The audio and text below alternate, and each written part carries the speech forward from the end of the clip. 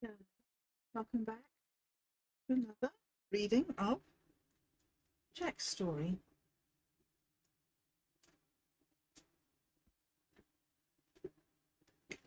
We're on 29, The Midnight Feast.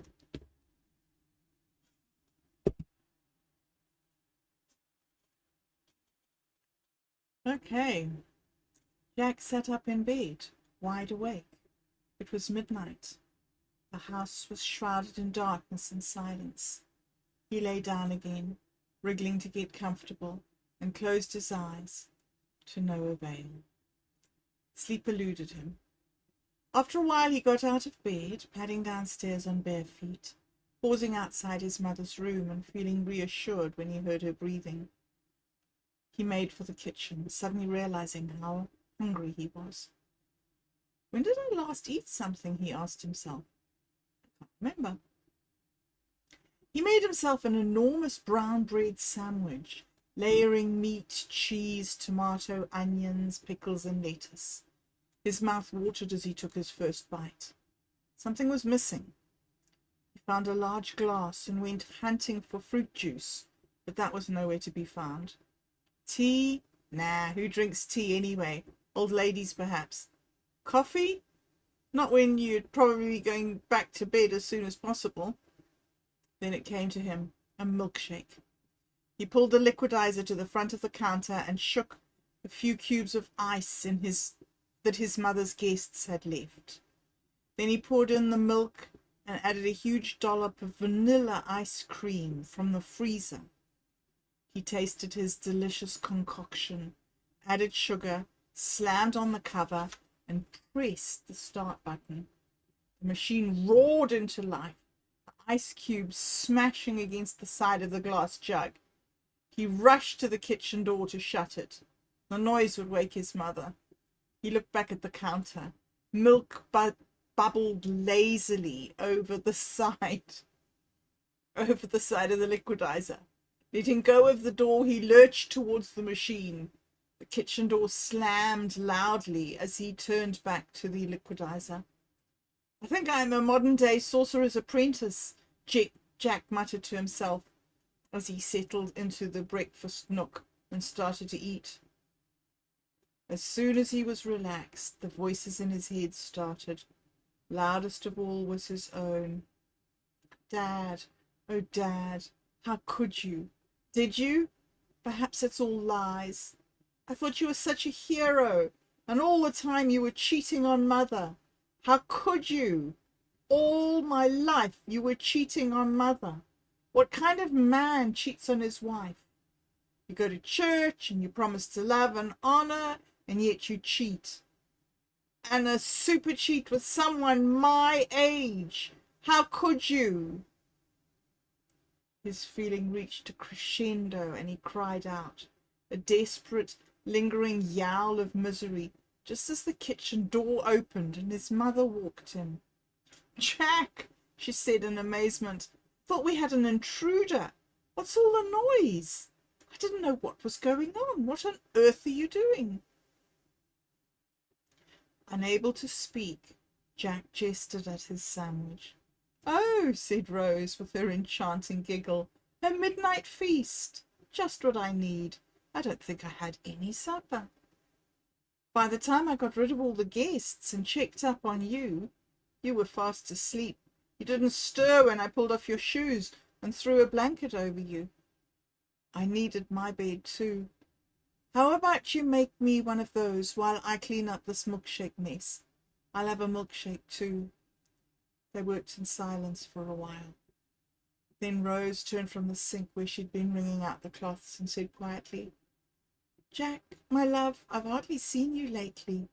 You leave for school before I'm awake, and we both seem to be out every evening. Are you all right? When you came in last night and stood in the doorway, you had such a wild, lost look. I felt a stab of remorse, and I seemed to have lost touch with you. Jack looked embarrassed. I'm fine, he said. Come and sit down here and have the world's best sandwich. This really is the world's best sandwich, she chewed appreciatively. I do mean what I said, though. What's happened to us? Since your dad died, I've been living in the shadows and have shut you out. Jack was silent. He didn't know what to say. His mother continued. Last night it was as if a light came on in me. You're my precious son, and I've neglected you shamefully. Don't worry about it, Mother. Jack felt awkward. Your dad used to accuse me of being selfish and self-centered. I suddenly realized exactly what he meant, although I always said that back to him, and worse. Oh, Jack, I've been so bereft without him. I was so angry that he left us, so unbelieving that it happened. I think I went wild, trying to blot it all out. Her voice trailed away. You really loved him?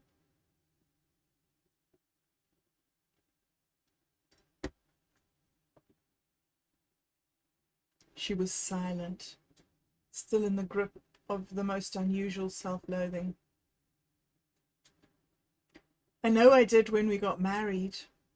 I was a new lawyer, overwhelmed by my first job in this huge, prestigious firm in Johannesburg. I met your father at the tennis club we both belonged to, and we hit it off from the word go.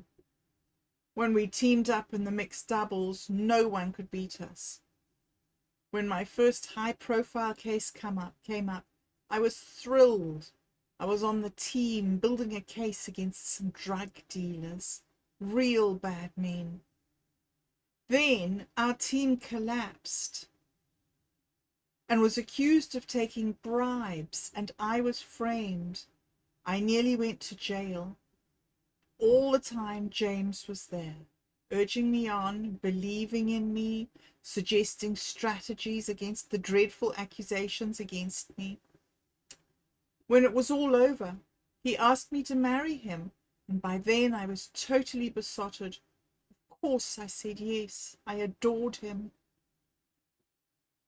It was very quiet in the house, and Jack and Rose were talking about matters that had never been discussed before.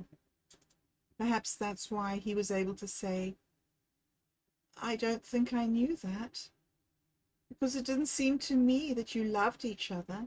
You were always quarrelling. What went wrong?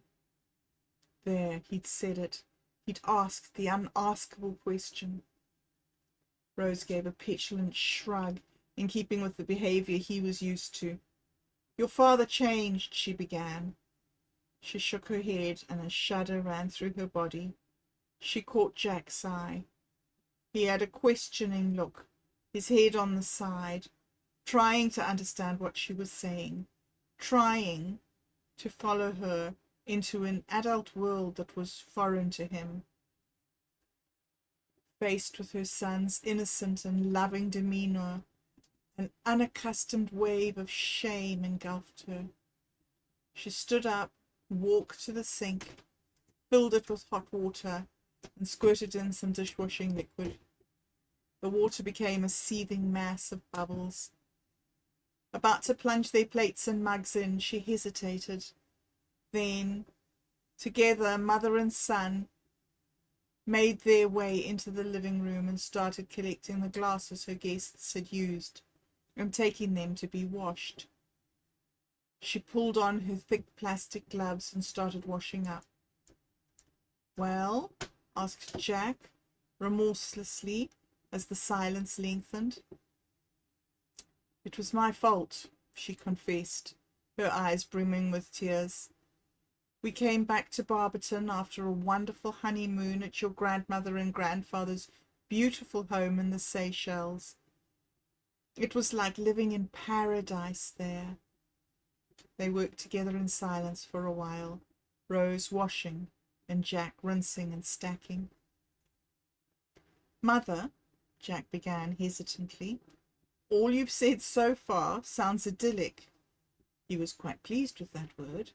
He'd only recently learned it, and this was the first time he'd had a chance to use it. Idyllic, he said again, rolling the word around on his tongue. Well, then we came back to Barberton. It was so different from Johannesburg. Everyone spoke Afrikaans, which I didn't speak at that time. I couldn't fit in. Your father was no help. He was so busy working, and it seemed to me that he was never at home. Then, when he was at home, he didn't want to hear about all the little things that filled my days. So, although he was with me, I felt even more alone. Rose finished the washing up and pulled off the gloves. She started stacking the glasses in the display cabinet. Jack, that's enough for now. I don't think I've engaged in this much introspection in all my life. I'm going back to bed. But before I go, you have to tell me about the drugs at the school. Jack quickly outlined what he knew and reassured his mother that Meneer de Villiers had the problem in hand. And now I have an essay to write, Jack confessed. It's due tomorrow. Oh, my love, how could you have left it so late? Come, let me help you. Jack laughed. He was so not used to this concerned parent. That lot of good you would be, mother. What do you know about the Drakensberg and its environment? I've got it, I think. I just have to write it down. Jack was feeling almost euphoric. The breakthrough with his mother and the almost miraculous change in her attitude had engendered such joy in him that he felt that he was walking on air. Her next words brought him down to earth with a tremendous thud. Oh, I meant to ask you, can you meet me and Gideon van Jaarsveld here tomorrow at 5 o'clock? We have something very important to discuss about our future. Jack felt as if he'd been kicked in the stomach. Gideon van Jaarsveld. He couldn't compare to his dad. He could never take his father's place. He would never be half the man his father was. But who was his father anyway? Jack hurried to his room, slammed the door behind him, and sank to the floor with his head in his hands. His world felt dark and scary. He forced himself to remember his dad's encouraging words. Come on, Jackie, old sport. We've got to get moving. He forced himself off the floor and sat down to do his homework, and the essay flowed from his pen without any help from him, or so it seemed. He went to school in a black rage, astounding his friends. 5 o'clock the next day saw him sitting at the dining room table with his mother and Gideon van Jaarsveld. Jack felt hatred emanating from himself like a wall of flame, and he wondered how the others could not be aware of it. Thank you both for coming, Rose said. Shall I tell him, or will you? She asked, looking at Gideon. You tell him, Jack heard the hated voice say. Waves of nausea floated around him. We're setting up our own law firm. Gideon and I are going to go into a partnership as Summerfield and Van Jaarsveld Associates. Mostly we'll be dealing with conveyancing, but perhaps we will branch out. We will just have to see where it takes us. Darling Jack, I'm so excited about this. I wanted you to be the first to know. Jack stared at his mother. Her lovely face was animated and happiness shone out of her eyes. Congratulations, he croaked. That really is wonderful news. Elation flowed through him, and his tightly wound shoulders relaxed. It was only a business deal. And here he had convinced himself that they were going to announce their engagement. A huge smile transformed his face, and he grasped Gideon van Jaarsveld's hand and shook it. I'm so glad you're pleased. We think our office will be in the magistrate's building, but we're not sure. And we have quite a lot of paperwork to complete, so we're hoping to do some of that this evening. Parties are out until we are better organized. We're facing a bit of a deadline. That reminds me. I've been meaning to ask you, you seem to be very friendly with that tall, odd-looking fellow Palmer Conway. Odd-looking? What do you mean? Oh, yes, Palmer Conway, Gideon van Jaarsveld said. We both met him when we went to that singles group. He is strange. I must agree with Jack. Rose gave her infectious giggle. Oh, him, Palmer Conway. He's quite fascinating in a weird, creepy way. I think he's taken a shine to me because he's always hanging around. He's a great drinker. He asks me all sorts of questions about Barberton, like, who's the richest man in Barberton? He was amazed when he met you, Jack. He couldn't believe I have an 18-year-old son. So now he asks me about the school and what the headmaster is like. He's very strange. Why do you think he does that? It's creepy, like you said. Jack felt a shiver down his spine. I don't know, my love. Let's not waste time. Let's not waste any more time on Palmer Conway. Have you got any homework? Supper in 1 hour's time. His mother obviously harbored no romantic feelings for Palmer Conway. A flood of relief poured through him. He leapt up the stairs, 2 at a time, as he went upstairs to finish his homework, still half enthralled by the change in his mother, and at the same time half suspicious that it was too good to be true and would never last. Chapter 30, Hockey Match.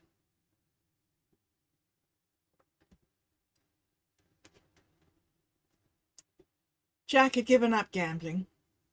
He couldn't face the thought of ever going back to the cellar.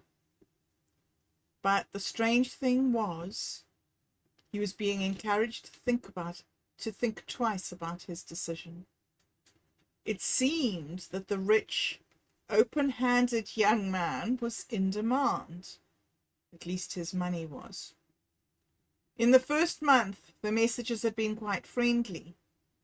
Then they became more threatening. Come back to the cellar or you'll be sorry. Come back to the cellar or you will hurt somebody you love. Some cuckoo, he thought, as he crumpled up the latest letter and headed out to the hockey field to watch Kate's club play a pre-season match against the Nelspruit Club, their greatest rivals. He was in time to wish her good luck before she ran onto the field. Adam called him over and the two friends settled themselves down to watch, confident that, as always, Kate would be the star of the game. The referee blew the whistle and play began. Kate won the opening toss and the Barberton Club was off to a good start. As she chased the ball up the field, Kate heard Annabelle's voice, "Behind you!" She swiveled her head slightly and caught a flash of the red and white Nelspruit Club uniform on her tail. Before she had a chance to increase her speed, the Nelspruit player lunged to hook the ball, but somehow managed to hook her ankle, and Kate went down flat on her face. By the time she'd picked herself up, the game was at the other end of the field, and the referee had not called an obstruction on number 7, the centre forward. The crowd booed. Meanwhile, Nelspruit carried the game into the Barberton half, and the referee's whistle marked the first goal for Nelspruit. 5 minutes into the game, and the score was 1-0 to Nelspruit. Jack turned to Adam. "Kate's having a bad game." Adam was disbelieving. "Kate never has a bad game. She's usually such an ace and the most reliable member of the team. What's going on?" There was a level of aggression on the field beyond the age-old rivalry of the two clubs. The pushing and shoving seemed to be more appropriate for a rugby game than for a girls' hockey match. Jack shrugged. "I dunno." A sigh went up from the spectators as Kate once again dragged herself up from the ground. "That's the 3rd time I've seen her fall today," said Jack. The two boys watched in silence for a while until they heard the whistle for the second goal to Nelspruit. The score was 2-0. Nelspruit was certainly dominating the match. The whistle blew for half-time. Both teams stood centre field as someone ran up with the orange quarters for the players to suck on. Jack and Adam walked towards the Barberton supporters, and they heard Coach Staines' voice carry across the field. "Is there a problem, Kate? Have you forgotten how to play hockey? I think you should sit out for the rest of the game." The boys saw Kate's shoulders droop as Coach Stain turned and walked off. Annabelle ran up and put her arm around Kate's shoulders. "Kate, don't give up. There's something odd going on here. It's as if the centre forward and the centre half and the right wing are out to get you specifically. They're playing you, not the game. I can't see why the refs are ignoring it. It's so obvious. Go on, sit out for a while like she told you, but make sure you come back." The whistle blew and Annabelle ran off, giving Kate a smile and a thumbs up. Kate stumbled back to the Barberton benches where the reserves were sitting. They crowded round her, trying to comfort her as she slumped down. Adam and Jack walked up and the other players parted to make way for them. Jack took his place at her side, looking in consternation to her bruised body. "Kate?" Kate looked up at him through tear-glazed eyes. "Kate, remember what we always say to each other? When the going gets tough, you've got to get tougher. That's our motto. Think of all the effort you've put into the training, all the hours you've spent preparing for this sort of situation." "Jack, can you see what's happening? I'm being trapped in a triangle of 3. How can I fight that? I can't move, or somebody trips me or hits me. What am I supposed to do?" She wrapped her arms around her aching body. Just then the whistle blew. Another corner for Nelspruit, resulting in another goal. "You can do it, Kate. You're a brilliant player. It's obvious they're targeting you. Don't let them win." Kate shot him an inquiring look, half grateful for the advice, but half hurt at his betrayal. He was telling her to buck up when it was so obvious that she was being targeted and merited his sympathy. However, there was no time to think about it, so she took a deep breath, then, grabbing her hockey stick, she ran back to the sideline and motioned to the coach that she was ready to come back. Once the substitution happened and Kate ran onto the field, there was an outburst of clapping from the Barberton supporters and some booing from Nelspruit. Jack watched thoughtfully, and a memory of the threat in the gambling den against those he loved came to mind. "Am I imagining this?" he wondered. His general sense of unease about Palmer Conway was making him paranoid. Is he behind this attack on Kate? Jack wondered. He shook his head. It's not possible, he assured himself. It was immediately obvious that Kate had returned stronger than before, and had taken control of the game, to the consternation of her adversaries. She was on fire, dribbling through the maze of opposing players, racing like the wind down the field, passing with strength and vigour to the wings, and picking up the ball in the circle for a powerful strike to the goal. Nelspruit 3, Barberton 1. The next goal was a classic. Kate intercepted a pass and sent the ball across to the wing, who fed it back to the centre to Annabelle at the top of the circle, and wham! Goal number 2 for Barberton. Now Barberton was a contender. Kate wanted to win more than ever. Barberton supporters rose in the stands, cheering and clapping. Time was running out, though. It looked as if Nelspruit was going to win after all. Even so, what a comeback. Nelspruit was on the warpath. Time and again they ran interference. Who's your centre forward? Jack asked a passing Nelspruit girl. She seems to have it in for our players. That centre forward? Oh, that's Alyssa Conway, said the girl. She's new to the club. Quite a player, isn't she? Your centre forward should look out. Yes. Oh, yes, of course it's Alyssa. I didn't recognise her. Oh, what about that other player? Look, that one that's talking to her now. Oh, that's her big mate, Cynthia Markham.